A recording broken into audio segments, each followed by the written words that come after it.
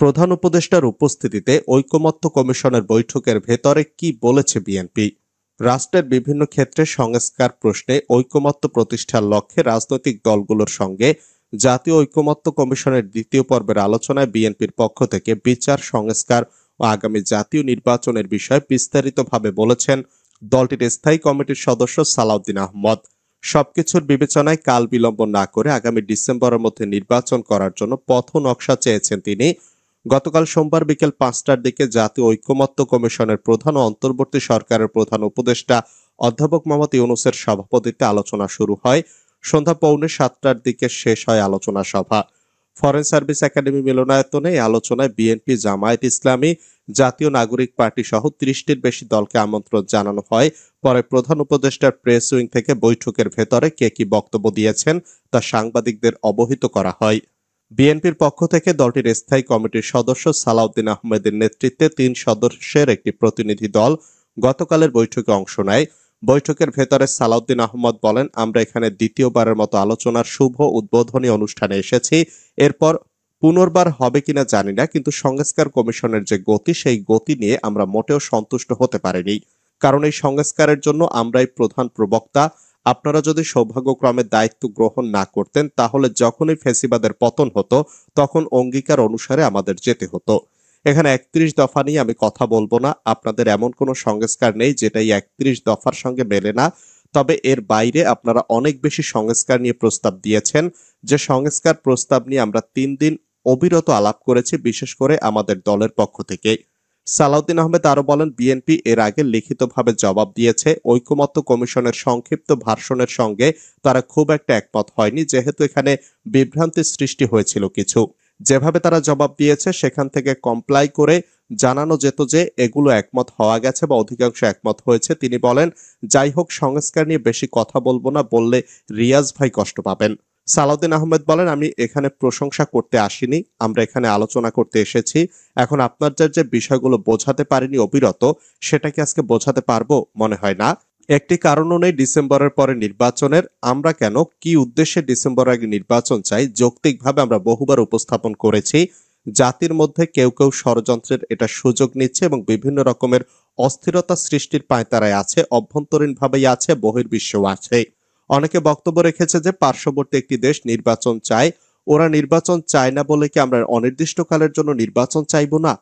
তারা কেন নির্বাচন চায় তারা জানে। তারা বলছে তারা ইনক্লুসিভ নির্বাচন চায়।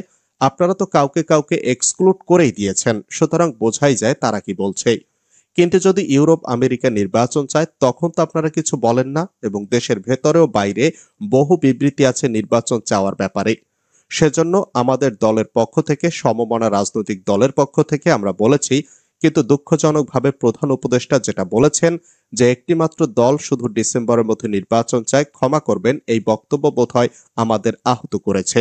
সালাউদ্দিন আহমেদ বলেন, এদেশের মানুষ উপদেষ্টা মণ্ডলীর কাছে নিরপেক্ষ আচরণ আশা করে, সেটা আপনাকে দেখাতে হবে। আমরা যে শুধু শুধু কমপ্লেইনের বাস্কেট খুলে আপনাদের কাছে যাই তা নয়, সেটা আপনার হাতকে শক্তিশালী করার জন্য যাই। দয়া করে সবকিছু বিবেচনা করে কাল বিলম্ব না করে একটা রোডম্যাপ দেবেন ডিসেম্বরের ভেতরে নির্বাচনের জন্য, সেটা আমাদের দাবি। আর যদি কোনো যুক্তি থাকে তাহলে সেটা জাতির কাছে উপস্থাপন করবেন। বিদেশি এজেন্টদের আমরা চিহ্নিত করে ফেলেছি, যা বললেন ইশরাক। বিদেশি এজেন্টদেরকে আমরা ইতোমধ্যে চিহ্নিত করে ফেলেছি উল্লেখ করে বিএনপির আন্তর্জাতিক বিষয়ক কমিটির সদস্য ও ঢাকা মহানগর দক্ষিণ বিএনপির সিনিয়র সদস্য ইঞ্জিনিয়ার ইশরাক হোসেন বলেছেন, তারা মানবিক করিডোরের নামে আমাদের ভূমি ভিনদেশি সৈনিকদের ব্যবহার করতে পারে কিনা সেই কুচক্র শুরু করেছিলেন। সোমবার বিকালে বিএনপির প্রতিষ্ঠাতা ও সাবেক রাষ্ট্রপতি জিয়াউর রহমানের 44তম শাহাদাত বার্ষিকী উপলক্ষে ঢাকা মহানগর দক্ষিণ 48 নম্বর ওয়ার্ড বিএনপি ও অঙ্গ সংগঠনের উদ্যোগে আয়োজিত দোয়া মাহফিল ও দুস্থদের মাঝে খাবার বিতরণ অনুষ্ঠানে তিনি কথা বলেন। ইশরাক হোসেন বলেন, বাংলাদেশে যেমন হাসিনা ভারতের দালাল ছিল, আরেকটি দল রয়েছে, তাদেরকে পাকিস্তানের দালাল বলা হয়। আমাদের নেতা জনাব তারেক রহমান তার বাবাকে অনুসরণ করে ঘোষণা দিয়েছেন যে দিল্লি নয়, পিন্ডি নয়, নয় অন্য কোনো দেশ, সবার আগে বাংলাদেশ। ইশরাক বলেন, এই রাষ্ট্রে কেউ অপরিহার্য না, কেউ এখানে এমন না যে তাকে ছাড়া দেশ চলবে না।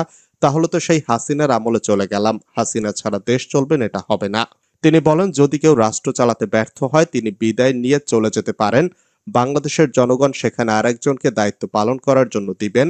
এই অন্তর্বর্তী সরকারের দায়িত্ব একটাই, একটা সুষ্ঠু গ্রহণযোগ্য লেভেল প্লেইং নির্বাচনের অনুষ্ঠান করা, নির্বাচিত সরকারের কাছে ক্ষমতা হস্তান্তর করে বিদায় নেওয়া।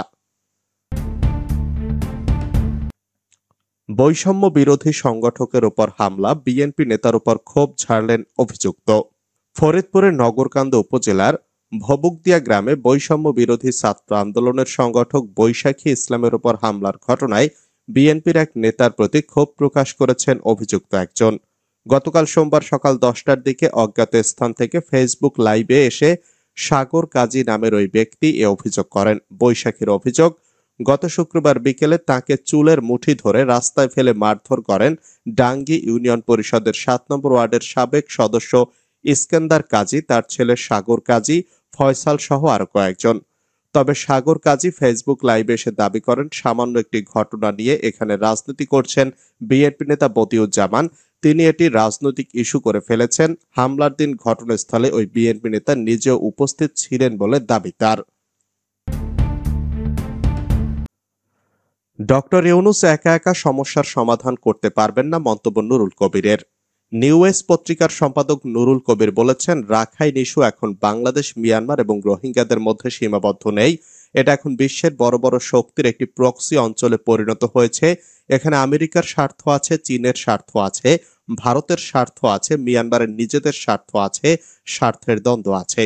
আমি অধ্যাপক ডক্টর ইউনূস, খলিলুর রহমান বা আদিলুর রহমানের দেশপ্রেমকে ন্যূনতম প্রশ্ন না করে বলতে চাই, তারা এটা বুঝতে ভুল করেছেন যে তারা সমস্ত সততা এবং দেশপ্রেম দিয়ে হলেও এই সমস্যা একা একা সমাধান করতে পারবেন না।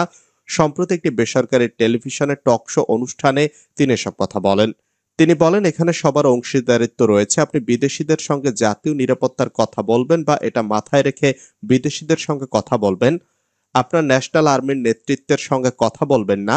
সিকিউরিটি বলতে শুধু ফিজিক্যাল সিকিউরিটি বোঝায় না, কিন্তু সেটা একটা গুরুত্বপূর্ণ অংশ। তো কাল যদি সেখানে একটি যুদ্ধাবস্থা তৈরি হয় তাহলে আর্মিকেই তো যেতে হবে। তাহলে তার যে নেতৃত্ব 2-3-4 জন জেনারেলের সঙ্গে কনফিডেন্স আলাপটা তো করতে হবে, কিংবা এখানে যাদের বিশেষজ্ঞতা রয়েছে, রিজিওনাল পলিটিক্স নিয়ে যারা কাজ করেন, ভূ রাজনীতি নিয়ে যারা কাজ করেন, তাদের সাথে আপনার কথা বলতে হবে না। রাজনৈতিক দলগুলো যারা ক্ষমতায় গেলে এটা বাস্তবে ডিল করতে হবে, তাদের সঙ্গে আপনার কনফিডেন্সের মধ্যে নিতে হবে না। নুরুল কবির বলেন, এই আলাপ আলোচনাগুলো ছাড়া কিছু জিনিস তারা গোপনে করে ফেলতে চায় বাংলাদেশের জনগণের কোন রকম চাপ ছাড়া। আবার চাপের মধ্যে যেগুলো আছে সেগুলো তারা করতে রাজি না।